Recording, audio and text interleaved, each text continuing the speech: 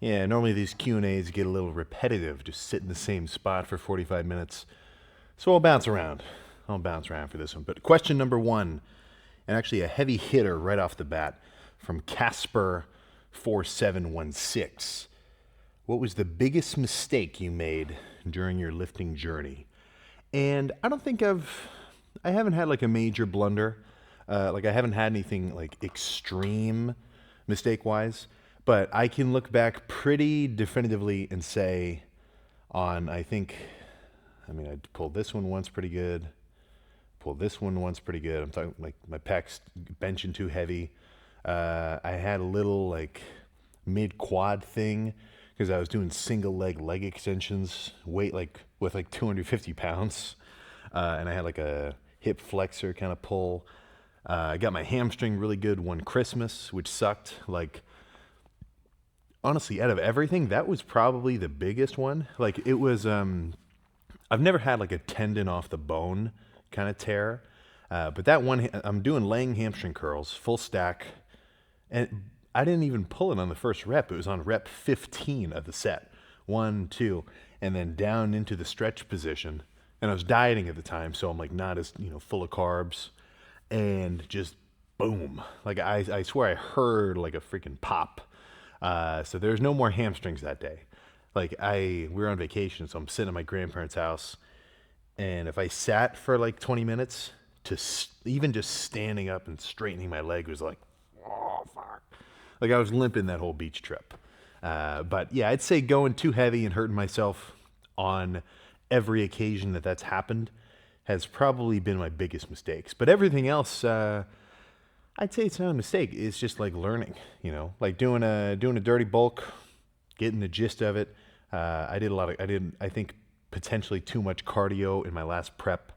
It all worked, but this prep I'm kind of adjusting. So I guess the main point, like if I can spin that is, don't be afraid to make a mistake because the whole point is you're just getting better and you're getting more experienced at something. I think the problem would be only doing what you're totally capable of. And, like I was just saying this a couple days ago, it's like the guys who come in, they do lightweight with perfect form, they look like they know what they're doing, and then they leave. It's like, nah, man, you got to bring it a little bit harder than that. But I'd say every time I've ever pulled something, if I could go back in time, I'd want to null those lifts, or at least amend them so I didn't go so heavy so fast, and then I didn't have to deal with that recovery. Josh Caples 4680 asks, what's your thoughts on side quests when it comes to training? For example, spending less time and energy training in the sense of bodybuilding to spend more time and effort training for like a marathon or, something of the sorts. And, just what are you training for, right? Like, do you want to be a hybrid athlete kind of guy where you're still repping 315 on squat, but you can also run like a 4-minute mile? That's totally valid. Like I get caught up in like a split personality of advice because if I'm talking to the guy who wants to be like a diehard meathead, which obviously is, a little bit more, like my cut of things, then I'm going to talk about like, don't skip your lifts, really bring it, cardio, calories, everything consistent, crazy training, because that's what's going to work for that specific goal. But if that's not what your thing is, well, then you don't have to feel like you need to put that much energy into it, Like, I think everybody should work out at least at a baseline, but, in the sense of just like staying relatively fit. I'm not even saying lean, but just like physically able, like you can still move your luggage up on the overhead bin. You can walk places, like, just like basic shit like that. But your thing could be anything. If your thing is marathon running, if your thing is doing Ironmans, there's an Ironman, I think, every year in my city that I see everybody, run around doing. Well, obviously put energy into that thing too. This is more of a tip for the high schooler where they're kind of caught. Like I get a lot of comments like this. It's like, okay, I'm a junior in high school. I'm 185 lean. I'm really getting into working out. Should I quit wrestling for my senior year and just dive all the way into working out? And to that, I'd say, probably not, because I think you can balance the two pretty well. So I guess whatever your imagination of like a perfect best of both worlds scenario, just make that happen, right? I love lifting, but lifting doesn't have to be everyone's thing. I think everyone should do it, but it doesn't have to be like their full on, blinders focused activity. And if everybody was like that, it'd be kind of boring because then we'd all just be doing the exact same stuff. So take that with what you will. Zalo945, what progress did you notice first when you started training? Was it more mass or strength? And how long was it before people around started pointing out how big you were getting? So in terms of size, it takes a while. I think I got to go back because I know I have the data in like old Google Sheets, but I can probably find a chart of like going from 170 to 180 to like 185. Like I think it was a Christmas dinner after I had just basically eaten as much food as I could that I first stepped on the scale and I was above 200 pounds. But yeah, especially in the beginning, like the first couple of years of training, mass and strength, they're pretty much going to be 1-to-1. Like as you get bigger, you will get stronger. As you get stronger, you will get bigger. Like pretty strong correlation. But how long did it take for people to actually like get a comment about, starting to grow? I don't think it was too long, but I didn't have I can't think of a specific moment where I was like, whoa, that guy said, so-and-so. But yeah, it started to happen. I don't think it took too long, but I was already kind of set up well because I did gymnastics for like 6 years. Like I was good, but I wasn't like going to go to college, like scholarship good. But just from doing all those like calisthenics and like the conditioning work and all the pull-ups and leg lifts and stuff, like I was in good shape before, like 160. So it kind of just naturally scaled over time. Lil Moosey, what are your thoughts on static holds for increasing muscle mass and strength?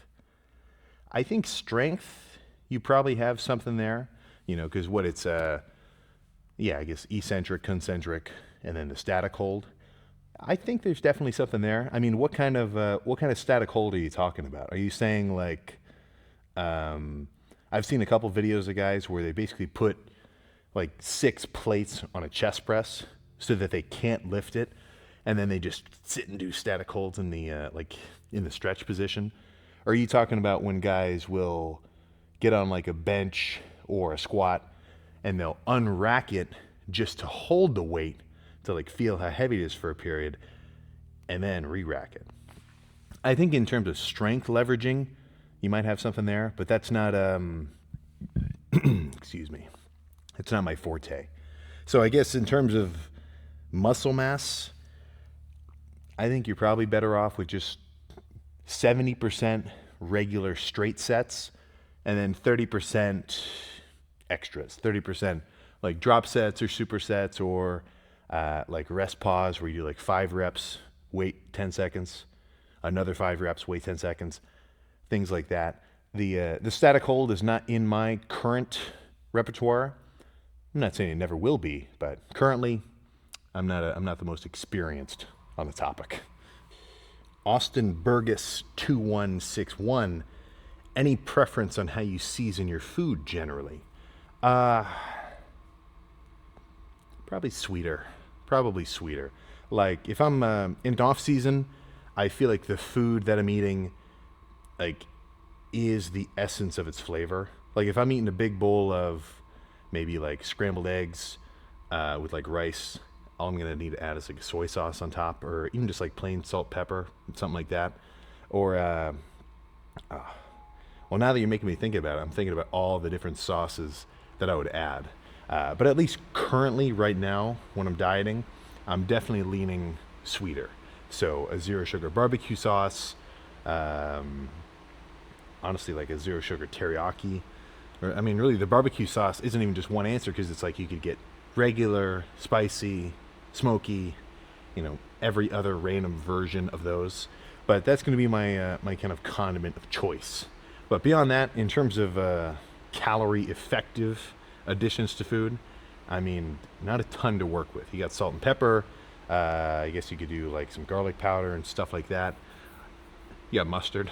Honestly, mustard comes in clutch a lot more than you'd think. Because plain protein, like I'm not talking about you have a ribeye. Like I never put mustard on a ribeye, right? Because it's got its own kind of flavor. But if you take like 96% lean ground beef and then you strain it and like, pad it dry with paper towels, or you take like a ground turkey or egg whites or tuna, or even like I remember I did this for a little while. I should do it again, getting into some of the tilapia. It's just a plain blank canvas.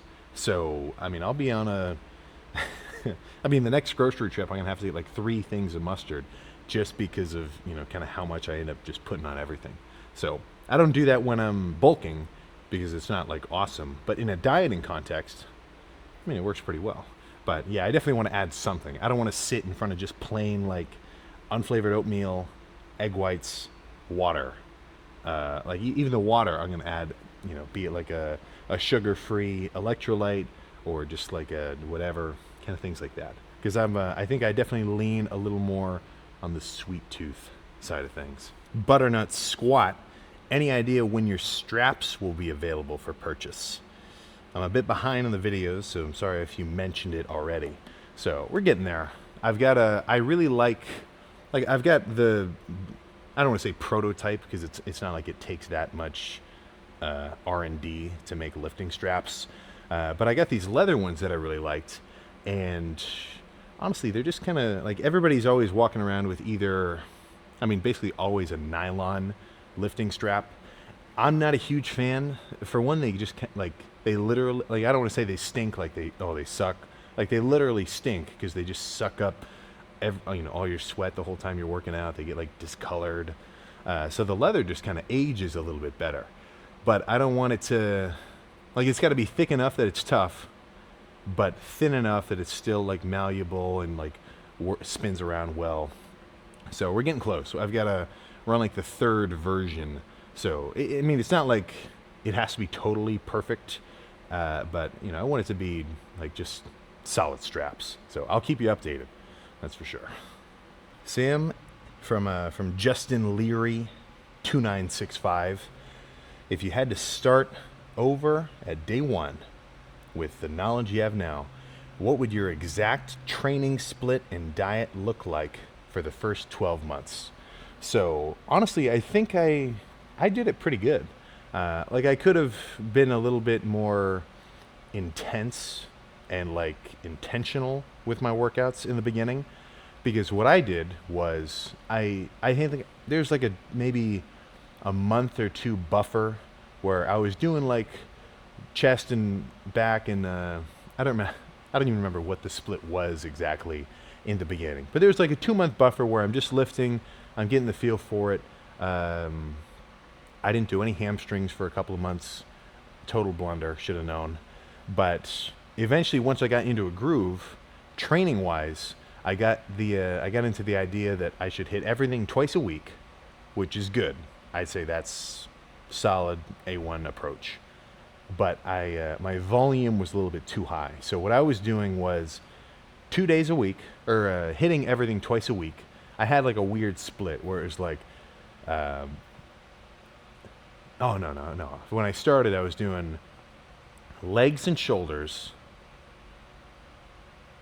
Actually, yeah, what the hell was I doing? Legs and shoulders, back.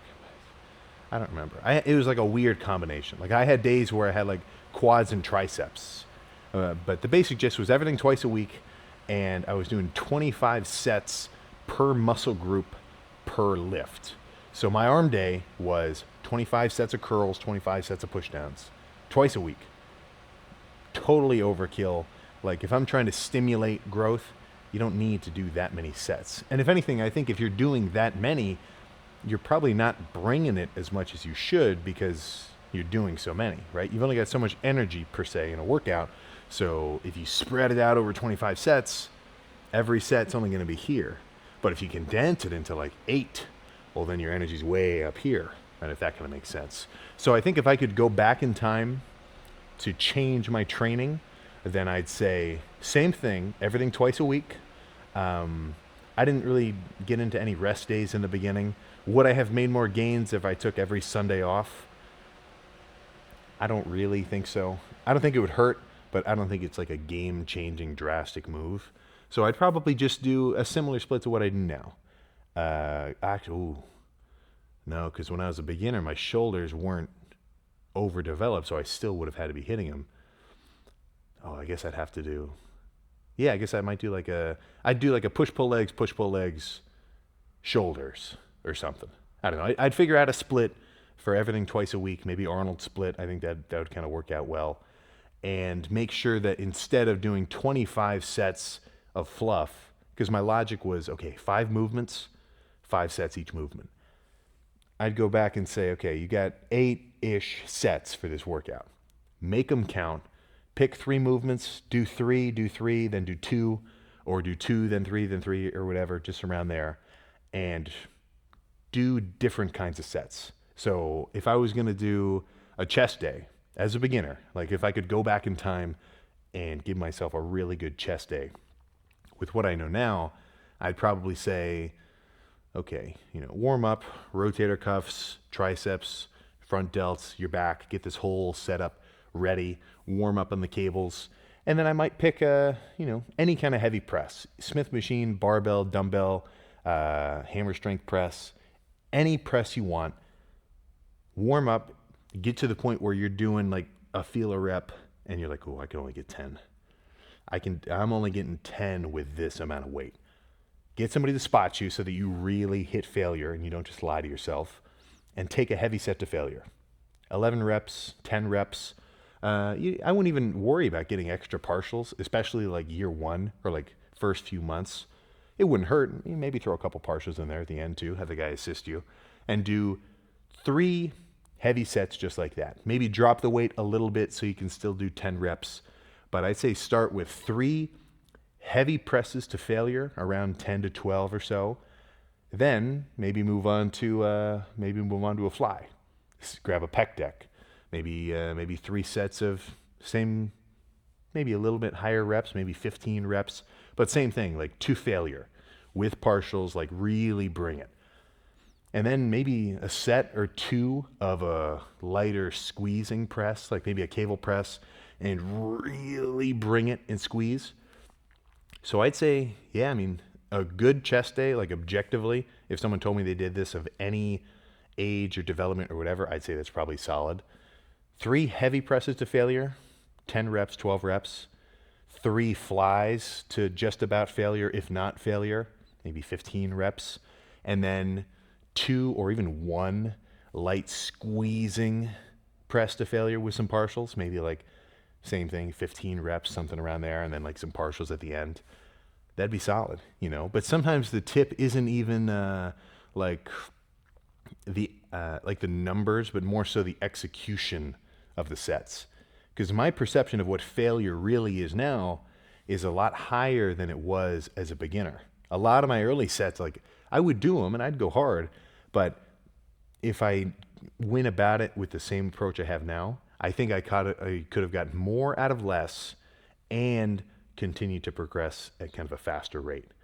But I don't look back at my early training and think, oh my God, why did I do too much volume? I'm not kicking rocks because I didn't do it how I know I should have done it.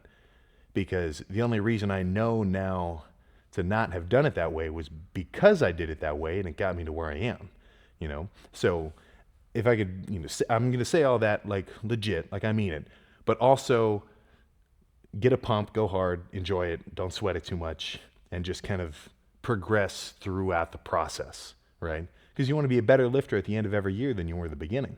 So part of that's going to be kind of learning, trial and error, but yeah, somewhere around there. In terms of diet, honestly, I think I was all right. I was eating about 1.5 grams of protein per pound. I was overdoing it on the protein, but I don't think that hurt either. And then I was just eating maintenance. Like as a beginner, main gaining is the method. Like there's no point in a bulk year 1, right? Make sure you eat enough food. So if you have a really bad appetite, you might have to bring it a little harder food-wise. But if you got a decent appetite and you're eating a good amount of food, hit your protein and then just let the rest of it kind of handle itself, I think. But yeah, that was longer than I thought it would be. That was a good question. Lift and Stuff asks, can you discuss how you handle moments of self-doubt or your mentality going into bodybuilding competitions? Well, I don't have a ton of experience. I mean, I only did 2 shows, and they were in the same prep, so they were right next to each other. And honestly, you almost get a little bit of leeway for your first show because it's your first show. You're setting your own bar, so it's not like I had like any crazy expectations that I had to meet or anything. But honestly, I didn't feel too nervous. Like, I felt nervous in the sense of, like, this is a new thing. There's a lot of people, like, okay, I've never done this before. But more of like an excited nervousness. And the reason I say that is I knew that everything I did before was on track. Like, I wasn't nervous that I wasn't going to be lean enough or I wasn't going to be in decent shape because I was, everything else that went into that, like all my calories and my cardio and my weight, and like, okay, it's 6 weeks out. Okay, it's 8 weeks. It's 2 weeks out. Okay, it's a week out. Like, we're here. We got the Airbnb. It's in a couple days. Like, the work had really been done. So honestly, the closer that I got to the show, the more relaxed that I kind of felt about it because I knew everything that I needed to do that was hard and like the actual prep of, okay, diet, okay, figure out a posing routine, okay, remember it so that you don't forget it and like freeze up. That was all done. So the hard part was over. So actually, like, that last week almost felt easier than the rest of it because I was basically done. Like, there's nothing else it was out of my hands at that point, if you kind of follow, because it's like you're walking to a class for a final exam. You might call it like a catharsis because there's no more studying. You know as much as you know. Now all you got to do is, go show up and see what happens. But yeah, I think it was the fact that I got everything down beforehand, like, not even like just for that prep, but even before that whole dieting phase. I had dieted before, I had got lean before. I know how my, water is going to look depending on what I eat and like how sodium would affect me. So the entire prep was essentially not guaranteed, but I just felt like confident that I could do it. And if you feel like that, well, then there's nothing to be nervous about, right? You don't get nervous about getting up and tying your shoes because you know you can do it. You've done it a million freaking times. So even though that's obviously like an exaggeration of a simple event, it does kind of scale, right? So I guess that's not the best question because honestly, I didn't feel too freaking nervous at all, which was fun for me because then it just made the whole weekend of both the Vegas show and the Arnold Amateur like just super fun, especially cool to look back on because of how much I enjoyed it. Licknos-11ZZ, will you ever go to a bodybuilding event in Europe? And to that I say yes, right? Because guess what's coming up just a little bit later, early next year, is the Arnold UK. So the plan is to do the Arnold in Columbus, and then I think 3 weeks later, 2.5-ish weeks later, do the Arnold UK, barring any issues in between. So, yeah, man, just a couple months away. Cole Lambert 9422 asks, which is more effective? Doing cardio in the morning and strength training later, or doing strength training followed by cardio in the same session? Starting a cut and was wondering which would be a more effective use of time. So in a dieting phase, I think you've got it easy because both of those situations should work pretty well. Right now, I'm doing a little extra because I'm basically doing both. I'm doing strength session followed by cardio. Like, I just finished hamstrings, then 30 minutes on the bike, then chilled for a minute, and then now we're here. But I'm also going to do cardio later today. So as long as you get it done, I think you're pretty much solid. But I guess, like, what's more important to you? I think the best situation would be if you have a cardio bike or a treadmill or something at the house, maybe in your basement, in your garage, wherever, so that as soon as you wake up, you can instantly kind of, drink as something. I definitely like cardio caffeinated. For one, it makes it easier. And I think there's a decent amount of backing behind like its increase of lipolysis, whatever. But more so, caffeine makes it easier to just sit there and pedal. But I think the best case scenario is cardio within 45 minutes of waking up, 30 minutes, it's done, it's over with, eat some food throughout the day, and then a workout later at night. But dieting, personally, since I'm not eating a ton of food, I'd rather work out in the morning because I'm a little, I just feel kind of energized from being well rested. And then I can do another cardio session later, I can eat some food, and I can, kind of leverage my meals for later in the day so that I can go to bed without feeling hungry, if you feel me. So I think either case, you're good. It can be a little bit time consuming to do 2 gym sessions, especially if one is just 30 minutes of cardio. Like at least for a lift, you're going to be there for a while. There is no kind of rushing it. But with cardio, yeah, I think if you could get like a Craigslist, $150 bike in the basement and then work out later, that's solid. But I mean, I just did cardio post-workout. I think I'm good too. As long as your workouts are hard, you're getting your protein in, your rest is solid. I think any combination of the two is going to be fine. As long as you do them, that's the part to stress. It's not exactly, I think it's more important that you do them and a little less so how you do them. So whatever kind of blends with your schedule, that'll be perfect. TW Commander 4744 asks, I've been struggling lately to increase my squat. Some tips for that can really help me. And also one more question. It's my first year of lifting and I've been bulking since a year. I used to be 45 kilos and now I'm 65. I'm not super bulked up and I'm facing problems continuing my bulk. I feel exhausted eating and I feel like I can't eat more than I already eat now. I don't want to cut because it's my first year of lifting and I haven't built a lot of muscle yet. How can I reset my bulk without losing mass? That is a very good situation to be in because 45 to 65, you didn't include your height, but let's assume standard 5'10"-ish or something along those lines. Well, that's 40 pounds, right? That's freaking huge. If there was a before and after photo in that comparison, and he already said he's still, let me read it one more time. He's not even that very bulked up. So 45 to 65, dude, that's big. That's what, 40, it's like 44 pounds. So if you feel like you're just, I get there too. I just don't want to, I'll get halfway through, I'll get to 3,000 calories for the day.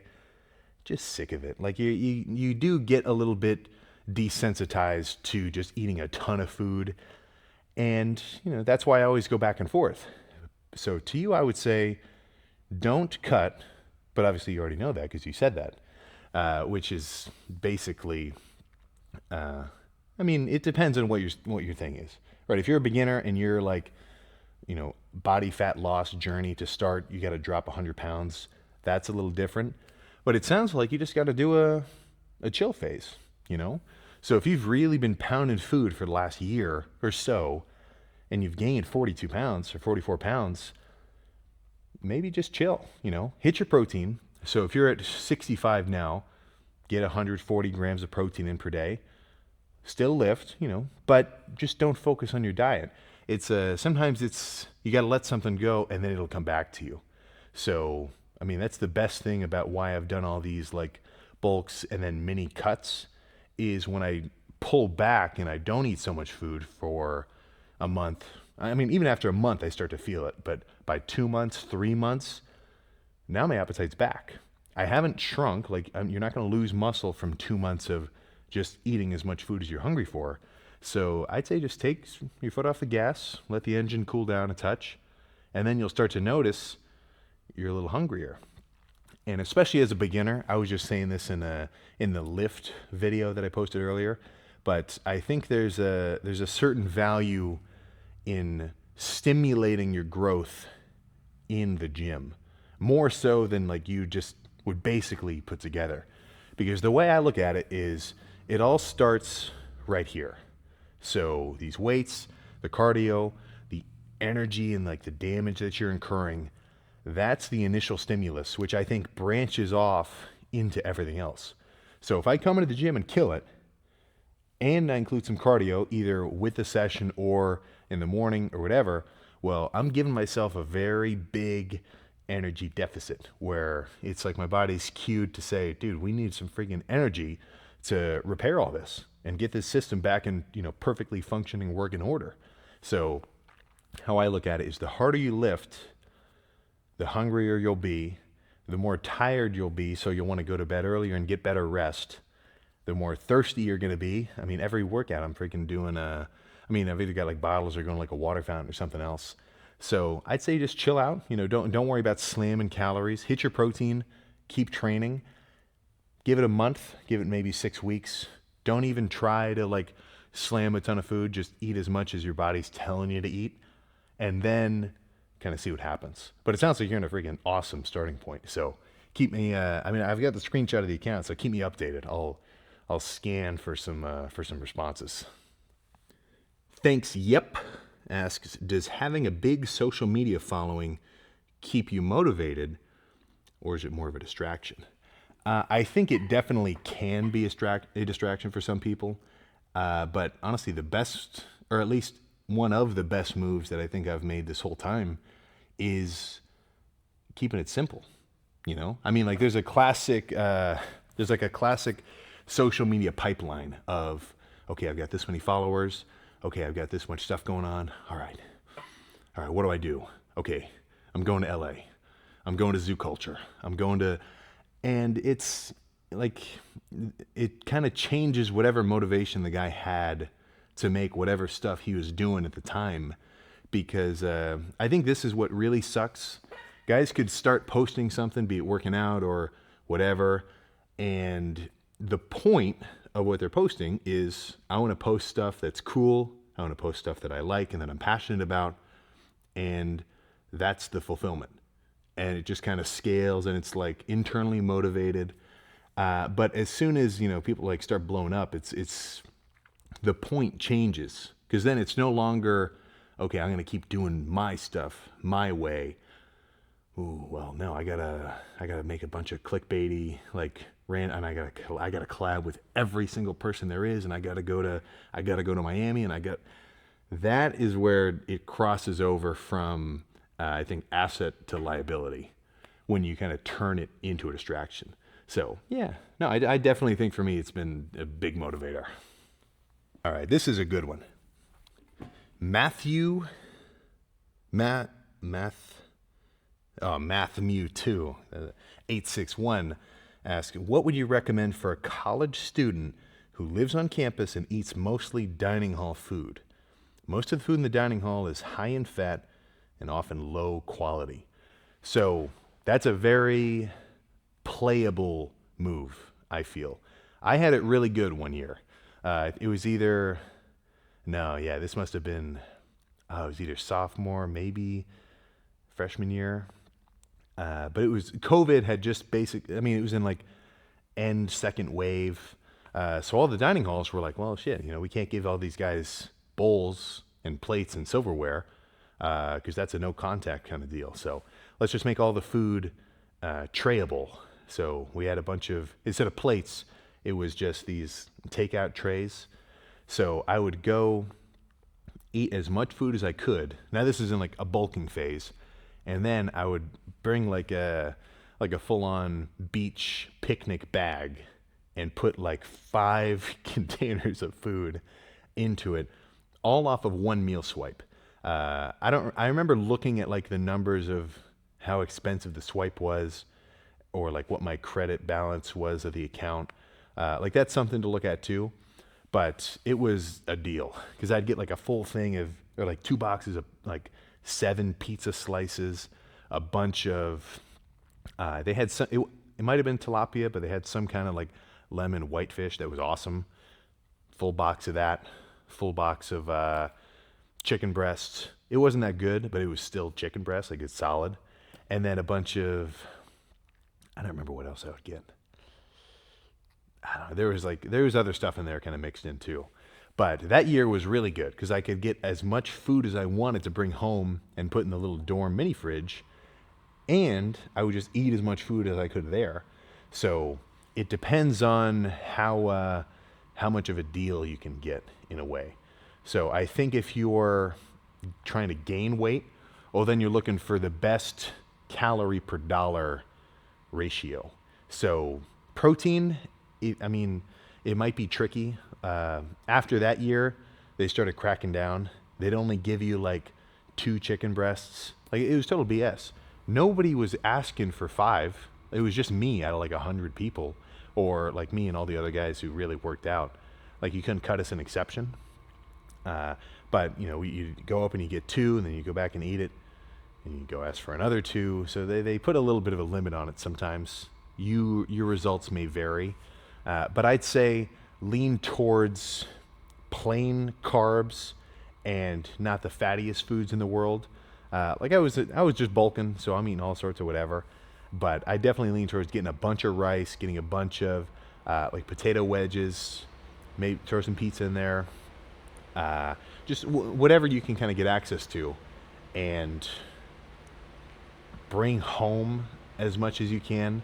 Maybe like put a little takeout container in your backpack and like fill it up, because sometimes they don't want you to take food out. Definitely play that system as much as you can and get that food back home, and also eat as much as you can while you're there. But in terms of protein, if that's kind of a limiting factor, that's going to be a grocery trip.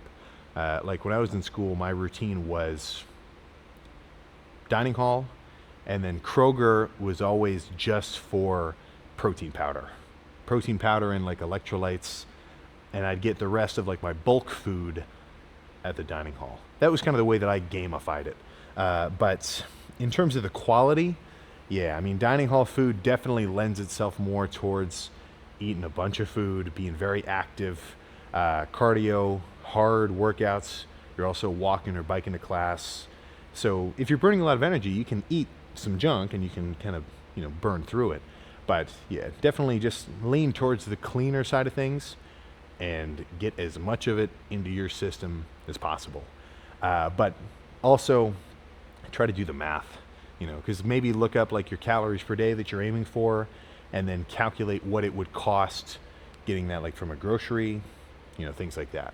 So yeah, that's that's kind of funny. You reminded me of the freaking dining hall. I forget. Oh, I don't remember which one it was. I only went to the same one. Man, I ate so much freaking food in there. All right, there's only a few left, so I think we can just stay here for the remainder. How long do you think the average person will take to cut 40 pounds? So 40 pounds is big. 40 pounds is not nothing. So it depends on what they're willing to do. If somebody busted out like a full-on, like, I don't want to say like total fast, but if someone did 200 grams of protein only throughout the day, no carbs, no fats, and they took their vitamins and electrolytes so that they didn't become deficient in anything, you could probably lose 40 pounds in like 6 weeks, but that, I'm talking like that's a total extreme case. Like look up all the kind of self-done experiments where the guys do like a full-on water fast or things like that. Like something crazy like that could be done. But in terms of like a actual consistent, more regular approach, let's assume 30 minutes of cardio, 5 days a week. I would prefer 7, but let's assume 5 days a week with 5 days a week of training. Doesn't have to be insane bodybuilder training. Not everybody wants to do that. And the guy has to know about his calories. He has to like understand meal timing, know that every time he reaches into a bag of chips, that counts. Those aren't just magic calories that aren't going to work in there. So assuming all that, if the guy ate in a, let me think, what would it be? Yeah. If he ate in like a 300 calorie deficit. So assume with all of that cardio and working out and however heavy he is, he plugs in all of his all of his info into a maintenance calorie calculator. It'll spit out a number. You know, you might have to adjust it up or down. But if the guy eats 300 calories less than that while hitting his proper protein of about a gram per pound of body weight, maybe 25% of that, 30% of that in fats, and then the rest in carbs, 300 calories a day deficit should roughly amount to about, I think,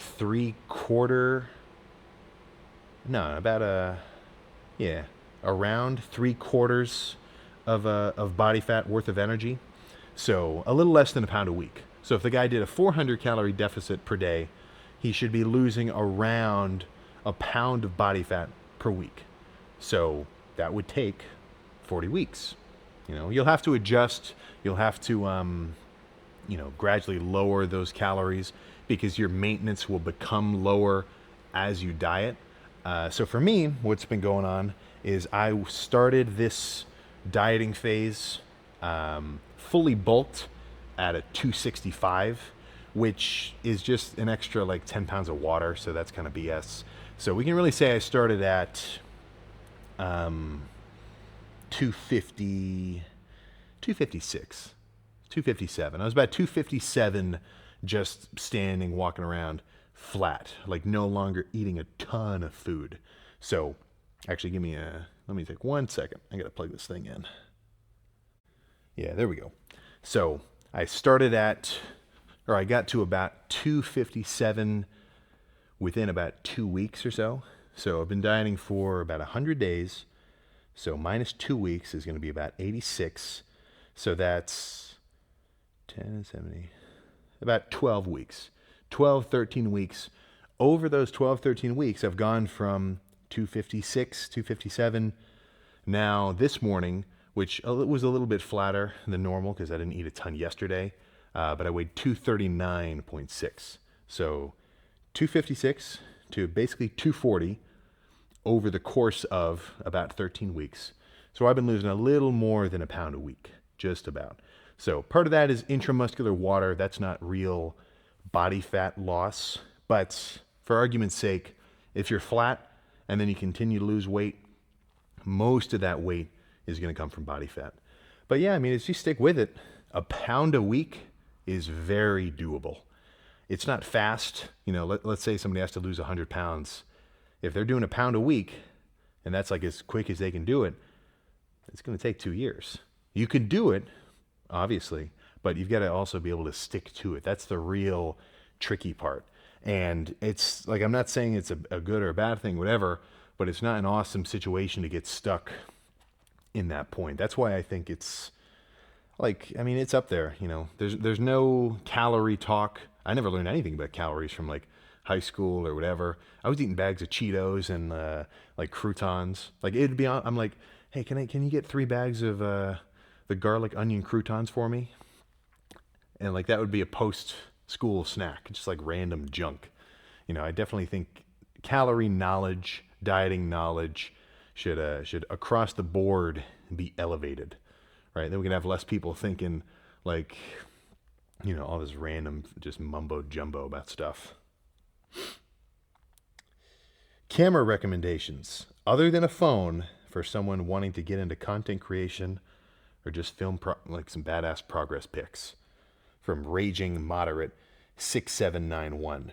So that's a good one. That's a good one. And honestly, the camera game, it doesn't take that much to get really cool. So this is like a little bit fancier, but I think the best early method, like, 'cause you never know.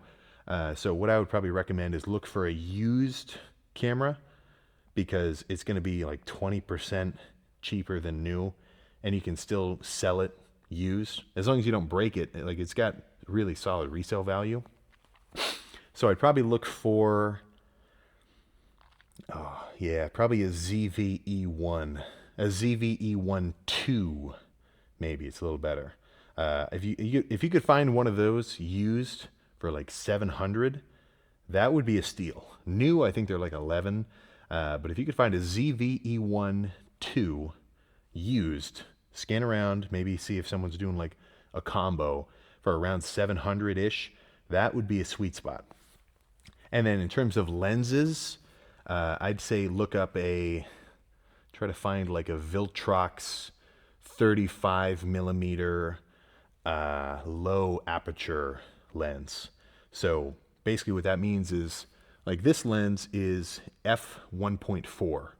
So that's the ratio of how much light is being let in versus how much is like being blocked by this iris, right?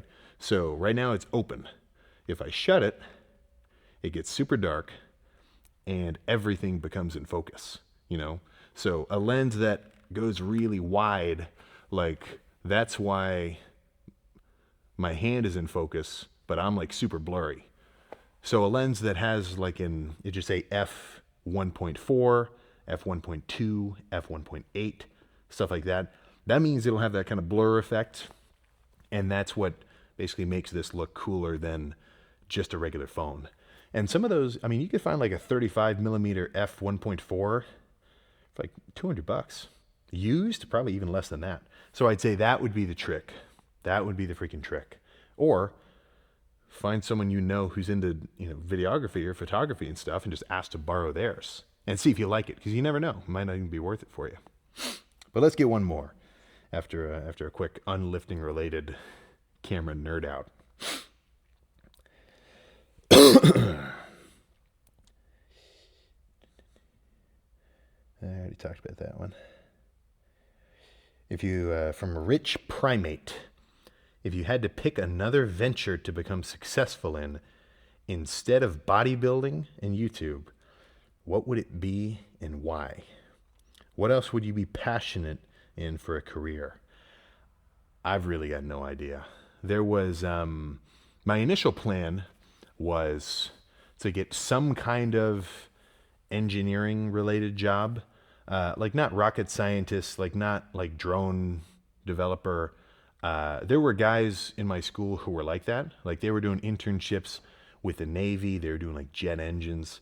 They were really taking it. But as soon as all the working out kind of started to work out, not a ton of a plan B. I mean, I'm sure I could find something, but yeah, for the last few years, this has pretty much been all that I've really been thinking about. So whether that's a good thing or a bad thing, I guess we'll have to see. But yeah, I'm not totally sure. I guess that'd have to be something where the need would kind of incite me to find something, But yeah, I'm not totally sure. I always imagine I'd just get like some kind of job doing something and then just keep working out on my own, and that'd be the end of it. So I guess that's a question for alternate universe Sam, who lived a completely different life than me. And then I guess we would know. But yeah, that's all I got. Those were, that was a good set of questions. These, I upload, or I'll do a YouTube post every so often where those are the comments that I'll go through. There'd be too many on like an Instagram post. So the YouTube, honestly, like if you just scan the YouTube channel and then look at posts, that's where I'll kind of put these. So I'm not like trying to hide them or anything, but yeah, that'll, so if you ever get a notification for that, I'll scan through. There's a bunch of other comments that was on this one, so I'll go back and kind of answer those, but just like in text. So I'm gonna go home, get some food in my system, and I'll see you tomorrow.